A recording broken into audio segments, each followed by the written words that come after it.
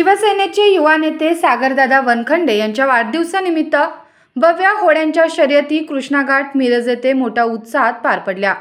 या स्पर्धेत एकूण 12 होड्यांनी सहभाग घेतला होता।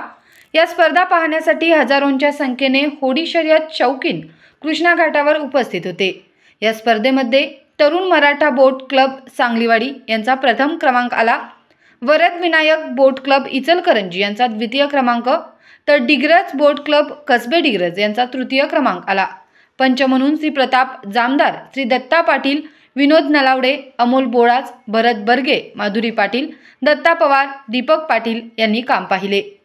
यावेळी गुरुकुल शिक्षण संस्थेचे अध्यक्ष माननीय मोहन वनखंडे सर, सांगली मिरज कुपवाड महानगरपालिकेच्या माजी सभापती अनिताताई वनखंडे, डिजिटल मीडियाचे प्रदेशाध्यक्ष सिद्धार्थ भोकरे तसेच अन्य मान्यवर उपस्थित होते। या झालेल्या भव्य होडी स्पर्धेचे शिवसेना सांगली जिल्हा, मोहन वनखंडे सर युवा प्रतिष्ठान, सागर वनखंडे युवा शक्ती, रॉयल कृष्णा बोट क्लब, माऊली प्रतिष्ठान, शंकर शिंदे, रोहन धुळुबुळू, हर्षद जोशी, सोहन वनखंडे, भास्कर सातपुते, राम भंडारे, अजित शिंदे, श्रीधर मोरे, ऋषिकेश आवळे, वेद वाघमारे, मारुती हुलवान, मकरंद ठोंबरे आदी पदाधिकाऱ्यांनी आयोजक म्हणून सर्व नियोजन केले। हे बोट स्पर्धेचं होडी स्पर्धेचं 4थं वर्ष होतं आणि आज होडीच्या शर्यती खूप सुंदर पद्धतीनं या अथांग असा पसरलेल्या संत वाहणाऱ्या कृष्णामाईमध्ये या होडी स्पर्धेमध्ये आपल्या भागातील 12 होडींनी सहभाग घेतला आणि मला आनंद वाटतोय की खूप काटेकोर नियमाचं पालन करून या स्पर्धा यशस्वी पार पडल्या।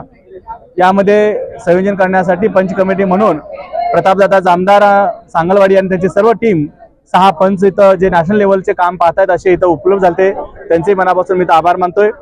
या बोट क्लबमध्ये खरं तर आमच्या मिरजकर नागरिकांना धन्यवाद देईन। थोडा तुडुंब असा हा कृष्णामाईचा हा कृष्णा घाट माणसांनी फुललेला होता, थोडा आनंद मिळाला की मला वाटतं हे 4 वर्षामध्ये आता या वर्षीचा हा उच्चांक होता। पावसाचं वातावरण होतं, दुथोडी वाहणारी कृष्णामाई होती आणि त्याच पद्धतीनं दोन्ही काठावरती अथांग पद्धतीनं ही जनता ही शिरोळ आणि मिरजकर नागरिक आले होते।